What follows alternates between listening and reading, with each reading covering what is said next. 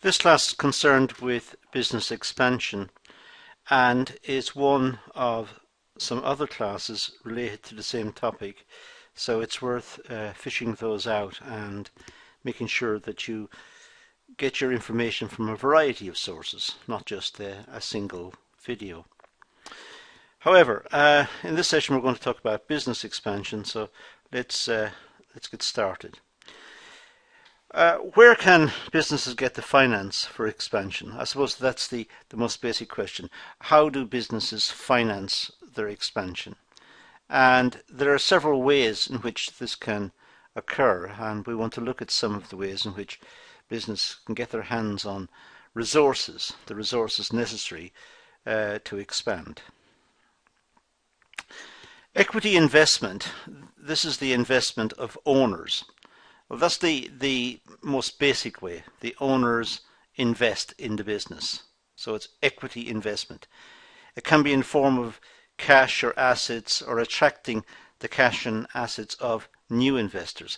So equity investment means getting the investors in the business to put up the resources required. Now this could be the existing owners of the business putting up extra resources, or bringing in new investors. So expanding the number of owners, if you like, the number of people involved in the business. But when they put in extra cash or extra assets into the business, that is termed as an equity investment. So that is the equity investment. Of course, the business could benefit from government grants. Sometimes if businesses open in a particular area, perhaps an area of high unemployment or of relative deprivation, governments give grants to businesses because the businesses will create employment and will help to improve the area, improve the quality of life in the area as well. So, possible government grants. Of course, bank loans and mortgages may be possible. It depends on the assets the business already has. If the business has got property, for example, banks may be prepared to lend on the strength of the property. So it's possible. Bank loans may be used to finance the business expansion. So we have different ways in which money and resources and finance, different ways in which it can be raised. And in fact, the list is possibly much longer than this one and dealt with in other videos. But for the moment, those are possible sources. Now, the similarities and differences between equity capital and debt capital. Equity capital, remember, is when the owners put in extra resources into the business, and debt capital, well, as the name suggests, that is the resources that the business has sought and achieved, but there is a debt, it must be returned. Whereas equity capital, the investors take a share in the business. They don't get their resources back. They don't get it back as a lump, like a lump of investment, if you like they put in. They get back extra shares in the business and share the long-run profitability of the business. Debt capital is different. So if we construct a table to analyze this, we'd have on the vertical axis here, we have the amount, the control, the cost, the security, and the risk. So we can look at different types of finance under those headings. And across the top we have equity as finance, in other words, the owners putting in the resources. And also we have debts and loans as finance, for example, the banks putting it in or borrowing from various sources. So we have two types of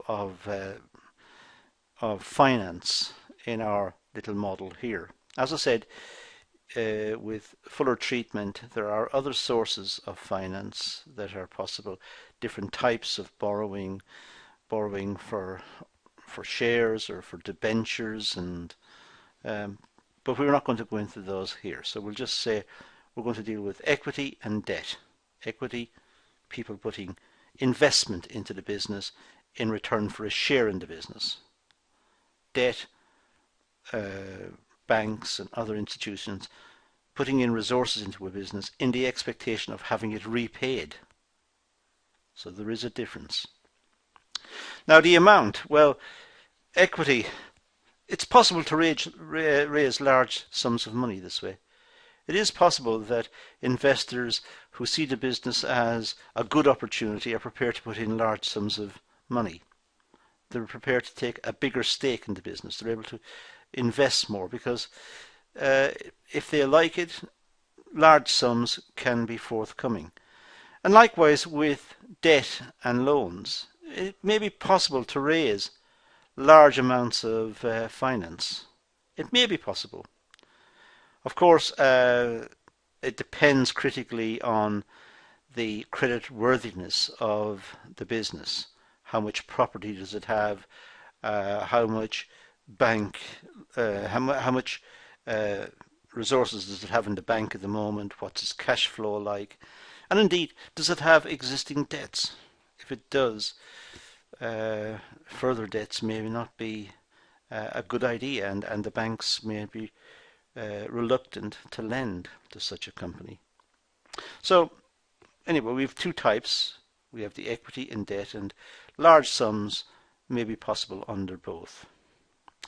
As for control, well, with the equity, control can be lost due to the outside investment. If there were 10 shareholders in the business, all say holding an equal amount, and the company decided to raise more resources and brought in new investors, say brought in 10 new investors. Now each investor will only have 5%. There are now 20, so they'll only have 5% on average of the business if they all hold the same amount. I'm being very simple here just to explain it. Previously there were 10, and if they all hold the same amount, they'll each have 10% of the business. So they'll each have 10% say in the business. If the company brings in 10 more in order to raise more resources, more cash, if it brings in 10 more, there would now be 20 in the business.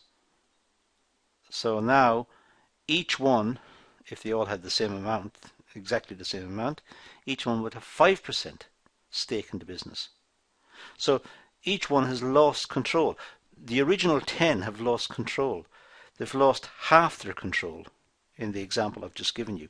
They've dropped from 10% influence each down to 5% influence each because new investors have come in. In the case of debt and loan, there's no direct loss in control.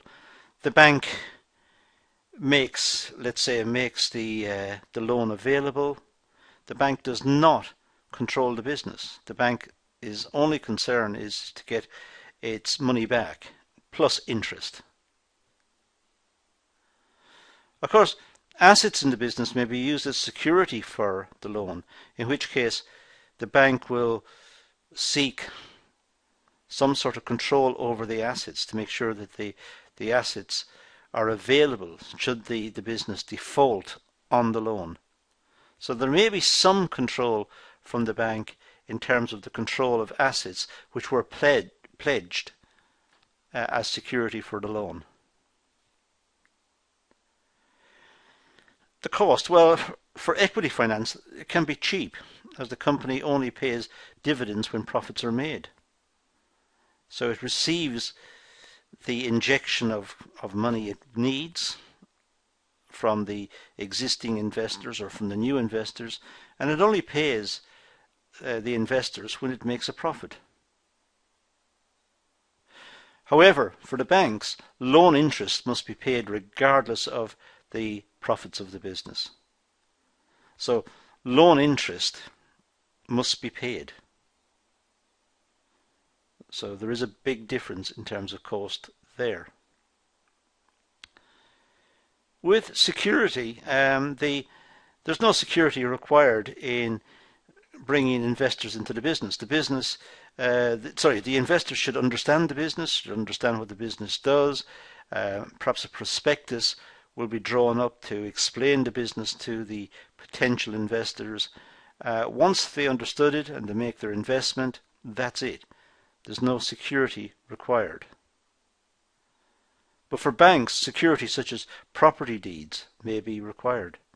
They may need to have some means of getting back their loan should the business fail. So they may take a stake in property to the value of the loan. Equity finance and the risk. Well, the company financed by equity is said to be a low-risk business. The investors share the risk. The investors voluntarily put their resources into the business and they're sharing the risk. A company financed by long-term debt is said to be high risk. It's high risk because the debt may be over many years and the business may experience ups and downs over that period. So it is high risk, and for that reason banks may charge a higher rate of interest on that sort of finance. So we can contrast here in this table the difference between borrowing from investors, equity finance, or borrowing from a bank, let's say, borrowing resources in the form of a loan. And we can analyze it under the 5 headings: amount, control, cost, security and risk, and we can see differences as we go down through that list. So that's a useful table. Now there are positives and negatives arising out of business expansion. There are positive and negatives often arising in business in general out of various activities. But here, in terms of business expansion, we can identify, for example, the positives. Well, there are positives for the owners because expansion may lead to higher profits. The business becomes attractive to potential customers, new customers perhaps. More investors may be interested in the business. It's expanded. So the owners of the business will now possess a business that's attractive to perhaps new customers. It has higher profits. It's also attractive to investors. So the value of the business has increased because the business has expanded. Management may also benefit because it leads to more diverse responsibility and more diverse expertise is required in the case of management, and the workload is mixed up more, which leads to a better working life. The management are more engaged, they're more involved, they feel more valued. Also, of course, the business is expanding, so it reflects well on them. It looks good for them. The employees may get better wages and better conditions, and there may be more training and more resources to spend on employee welfare, improving the working conditions, and because the business is expanding, there are more resources available and the employees may benefit from that. The customers may benefit because there's more choice available, or the prices may be reduced. Because the business expands, there are economies of scale, economies due to the size of the business, so the business is able to reduce the price and make special offers available to the customers, and so the customers benefit from the business expansion as well. The community may benefit because there's more employment in the area. The business takes on extra workers, they have more money, they're able to spend in the local area, and there is what economists call a multiplier effect. The workers have more money to spend, so they spend it in the local shops. The local shops have an increase in sales as a result, so they have higher revenues. They're able to spend their higher revenues in the local restaurant, which has higher revenues, and so on. It's called a multiplier effect, and it's considered in the area of economics. But as far as we're concerned here, it's simply the case that as businesses expand, the local community has more resources, there's more employment, there's more welfare, it's a higher standard of living in the local community, so the community benefits. The government also benefit because people who were perhaps unemployed now have work. So they used to receive state benefit, now they're paying taxes. Well, that's a big jump. The organisation itself, the company, is paying more in taxes, as are the existing employees paying more in taxes. There's the government stands to benefit from the business expansion. Now, there are negatives for various people arising from business expansion. We've just looked at the positives, but there are negatives. For example, the owners need to find the finance to expand. The owners may not always have the finance necessary to expand. They may have to borrow it, or they may have to commit to some high-risk deals in order to get the finance to expand the business. So the owners may be put under pressure to expand the business, and the owners may need to find the resources necessary to expand the business. Management may also come under pressure because as the business gets larger, they need to delegate more skills, and they need to have better communications throughout the organisation. As the organisation grows, it's more difficult to control, and the management will have to find ways in which communications is facilitated and messages are clearly understood, and in other words, management becomes more burdensome as the business expands. Employees may have some unrest because they feel alienated, they feel small within the new expansion. They feel like their contribution is not valued anymore. When the business was small, everyone knew their name and people knew about them, and it was a friendlier place. As the business gets bigger, jobs are becoming more specialized and routines are established and working practices have changed. So the employees now feel somewhat alienated. They feel not valued. It's not as friendly a place to be as it was before. Customers may also feel a little, because now as the business expands, they don't get the personal attention. Perhaps before it was a small business, the owners knew the customers, and there was a friendship between the customers and the business. But now as the business grows, there are many more customers, and that friendliness and that personal touch, that's gone, because the business hasn't got time to spend with the customers the way it did before. It's now a much bigger business, perhaps, and therefore customers will not experience the same attention as they had before. The community also may suffer from the expansion. There may be pollution or environmental issues. And also the business may not be seen as committed to the local area. Suddenly the business has expanded and now it's seen more as a national business or even an international business. It's running the risk of losing its roots. Its roots were in the local community, but now it's expanded, it's big, it's prestigious, it's powerful, it operates on the international stage, and the community may not relate to it. And also, as I said, there may be more traffic on the roads as a consequence. There may be more noise, more waste produced by the company, more pollution. So there are many issues associated there as well. And the government. New businesses can make a division in the market where other small companies exist. The bigger business may swallow up smaller companies and kill off initiative.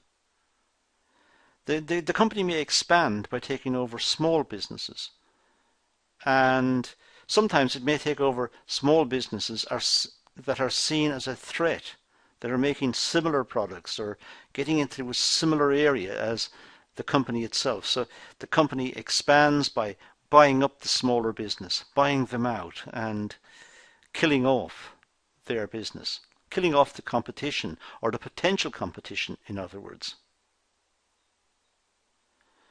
And also, there may be issues about the way in which the business operates itself internally and presents itself to the world outside, which may alienate the workers, may alienate the local community, it may alienate the government itself, and may lead to strikes and industrial disputes and just an unhappiness about the business. Now, the short and long-term implications of expansion. Well, we'll start with the short-term implications. First of all, the short-term implications to find new owners, new shareholders.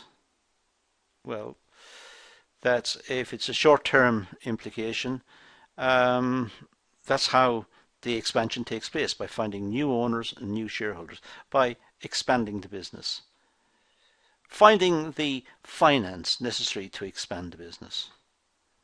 That's the issue.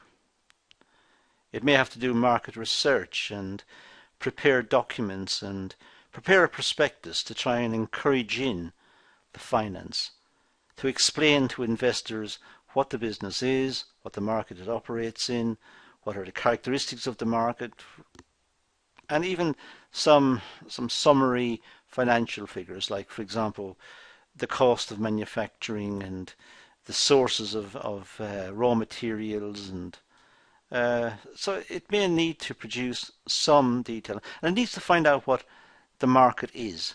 It needs to be able to discuss the market with confidence. Short-term implications for expansion is it may need to have new product ideas. It just can't continue producing the same products. It may have to innovate the products, and it may need finance to fund research and development, to fund research, and to do market research to find out what the customers want and how the customers would respond to a new or innovated product. It may need to hire employees, some of whom may be expensive because they have particular talents and skills. And it also needs finance to develop and manage its own structures. As the business changes, its structure will change. It'll have new requirements of staff.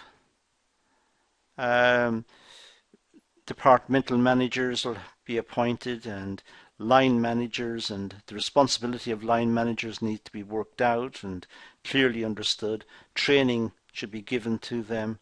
So it's an expensive process. So short-term implications of expansion are that these issues have to be dealt with. The long-term implications, well, the business will rise in value and in profit. If it's successful, it will become more valuable if it's successful. But of course, as it rises in value, that means it may become attractive for a takeover. Another company may look at it and consider it as good value and attempt to buy shares in it. If it's a public limited company, the shares will be listed on the stock exchange. The other business may start to acquire shares in the business. So eventually it will be taken over, perhaps. But the long-term implications is, if it is a successful expansion, the business will rise in value and in profits. But staff may have better pay. People working for larger organizations may have larger salaries because the organizations are in a better position to pay larger salaries and thereby remunerate and motivate staff, particularly key staff, more effectively. Of course, the staff, the investors, and the suppliers and so on will have more confidence in the business. It's bigger. It's a bigger business. Therefore, there's much more confidence about the business, that the business will continue, the business will prosper. Suppliers will be prepared to give credit period between delivery of products and payment. Investors will be happy about their investments in the business. Staff working for the business will feel more secure about their future and about their the sums that they receive in remuneration and the implications for their families and the community and so on. So expansion can lead to greater satisfaction. And of course, customers in the long run will have a wider selection of products available. Bigger businesses may diversify into other products, may expand the business so that there are more products in the marketplace and consumers benefit from the wider choice.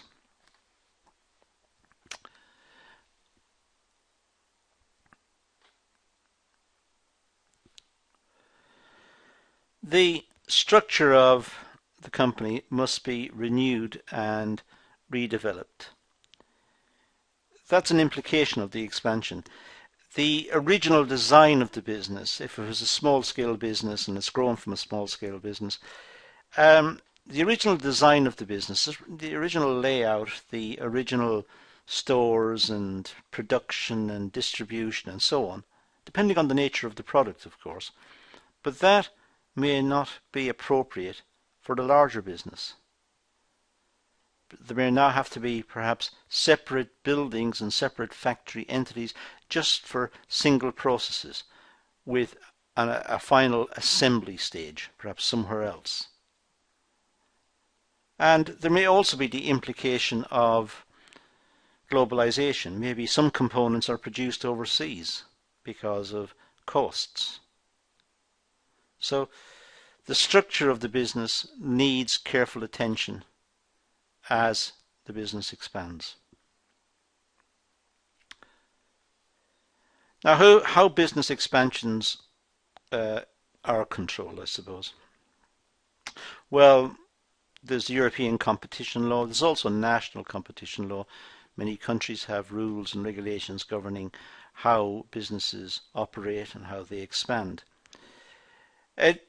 Essentially, it's concerned with preventing activities that reduce competition and also get rid of unethical practice to make sure that businesses operate ethically. It doesn't pollute the environment or abuse its workforce or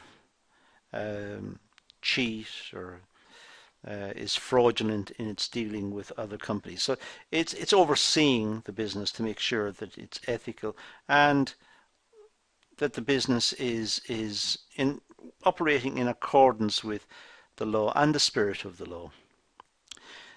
Generally speaking, they investigate complaints that involve large international firms that affect stakeholders, I should say, and are within European markets. But European law, business, commercial law, really it's dealing with very large firms, very large businesses, and making sure that the stakeholders are treated equitably and fairly.